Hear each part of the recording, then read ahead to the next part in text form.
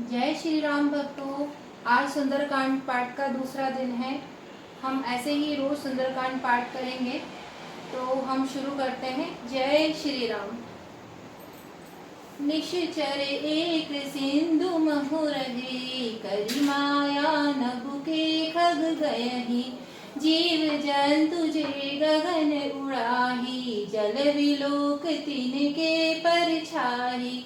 समुद्र में एक राक्षसी रहती थी। वह माया करके आकाश में उड़ते हुए पक्षियों को पकड़ लेती थी। आकाश में जो जीव जंतु उड़ा करते थे, वह जल में उनकी परछाई देखकर गही चाह शक शोना उड़ाही। एहि विधि सदा गगन चर खाई, सोई छल हनुमान कह कीना। ताशु कपटु कपि तुरत ही चीना। उस परछाई को पकड़ लेती थी, जिससे वे उड़ नहीं सकते थे और जल में गिर पड़ते थे। इस प्रकार वह सदा आकाश में उड़ने वाले जीवों को खाया करती थी। उसने वही छल हनुमान जी से भी किया। हनुमान जी ने तुरंत ही उसका कपट पहचान लिया। ताहि मारी मारू सुत वीरा, वारिधि पार गयो मति धीरा। तहाँ जाई देखी बन शोभा, गुंजत चंचरिक मधुलोभा। पवन पुत्र धीर बुद्धि वीर हनुमान जी उसको मारकर समुद्र के पार गए। वहां जाकर उन्होंने वन की शोभा देखी। मधु पुष्प रस के लोभ से भौरे गुंजार कर रहे थे। नाना तरु फल फूल सुहाए, खग मृग वृंद देखी मन भाए। शैल विशाल देखी एक आगे, तापर भाई चढ़े उभय त्यागे। अनेकों प्रकार के वृक्ष फल फूल से शोभित है। पक्षी और पक्षुओं समूहों को देखकर तो वे मन में बहुत ही प्रसन्न हुए। सामने विशाल पर्वत देखकर हनुमान जी भय त्याग कर उस पर दौड़ जा चढ़े। उमा न कछु कपि के अधिकारी, प्रभु प्रताप जो काल ही खाई। गिरि पर चढ़ी लंका तेहि देखी, कहीं न जाई अति दुर्ग विशेषी। शिव जी कहते हैं, हे उमा, इसमें वानर हनुमान जी कुछ भी बड़ाई नहीं है। यह प्रभु का प्रताप है जो काल को भी खा जाता है। पर्वत पर चढ़कर उन्होंने लंका देखी। बहुत ही बड़ा किला है, कुछ कहा नहीं जाता। अति उतंग जल नीति चहुपासा, कनक कोट कर परम प्रकाशा। वह अत्यंत ऊंचा है, उसके चारों ओर समुद्र है। सोने के परकोटे चाहरी दीवारी का परम प्रकाश हो रहा है। कनक कोट विचित्र मन प्रत सुंदरायत, कांगना चहुहाट हाट सुबाट भी। चारु बहु विधि बना गज बाजी, खच्चर निकर पद चर रथ बहु। को गणे बहु रूप निश्चर जूथ, अति बल शैन रथ नहीं बने। विचित्र मणियों से जड़ा हुआ सोने का परकोटा है। उसके अंदर बहुत से सुंदर सुंदर घर हैं। चौराहे, बाजार, सुंदर मार्ग और गलियां हैं। सुंदर नगर बहुत प्रकाश से सजा हुआ है। हाथी, घोड़े, खच्चरों के समूह तथा पैदल और रथों के समूह कौन गिन सकता है।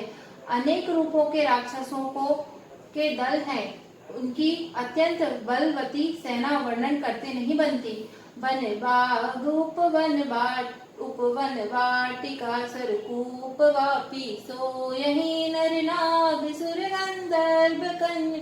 रूप मुनि मन मोहि, कहु माल देह विशाल। सैल समाल अति बल गर्ज रही, नाना आकार रही। बहु विधि एक एकन तर्जही।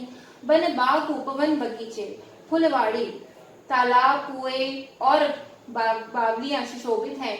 मनुष्य, नाग, देवताओं और गंधर्व की कन्याएं अपने सौंदर्य से मनुष्यों के भी मन को मोह लेती हैं। कहीं पर्वत के समान विशाल शरीर वाले बड़े हैं ही बलवान मल्ल पहलवान गरज रहे हैं। वे अनेकों अखाड़ों में बहुत प्रकार से भिड़ते और एक दूसरे को ललकारते हैं। करी जतन भट कोटन, विकट तन नगर चहुदिसि रशहि। कौ महिष मानुष देनु, करज खल निशाचर भजहि। एहि लागी तुलसी सकी नहीं कथा कछु एक कहीं रघुवीर सर तीर शरीर त्याग गति पे यहीं सही। भयंकर शरीर वाले करोड़ों योद्धा यत्न करके बड़ी सावधानी से नगरी की चारों ओर दिशाओं में सब ओर से रखवाली करते हैं। कहीं दुष्ट राक्षस भैंसों, मनुष्यों, गायों और गधों और बकरों को खा रहे हैं। तुलसीदास ने इनकी कथा इसलिए कुछ थोड़ी सी कही है। ये निश्चित ही श्री रामचंद्र जी के वाण रूपी तीर्थ में शरीर को त्याग कर परम गति को पावेंगे। पुर रखवारे देख बहु रामा, कपि मनि कीन विचार सिया रामा। अति लघु रूप धरो निसि रामा, निसी नगर करु पैसार सिया रामा। नगर के बहुसंख्यक रखवालों को देखकर हनुमान जी ने मन में विचार किया कि अत्यंत छोटा सा रूप धरूं और रात के समय नगर में प्रवेश करूं।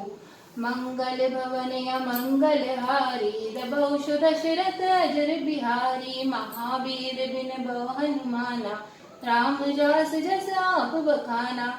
मसक समान रूप कपि धरहि, लंकई चलो सुमर नर हरहि। नाम लंकनी एक नेशरी, सो कह चाले सी मोहि नंदरी। हनुमान जी के मच्छ जड़ के समान छोटा सा रूप धारण कर नर रूप से लीला करने वाले भगवान श्री रामचंद्र जी का स्मरण करके लंका को चले। लंका के द्वार पर लंकिनी नाम की एक राक्षसी रहती थी। वह बोली, मेरा निरादर करके बिना मुझसे पूछे कहाँ चला जा रहा है। जान नहीं मरे मूसठ मोरा, मोरे आहार जहाँ लगी चोरा।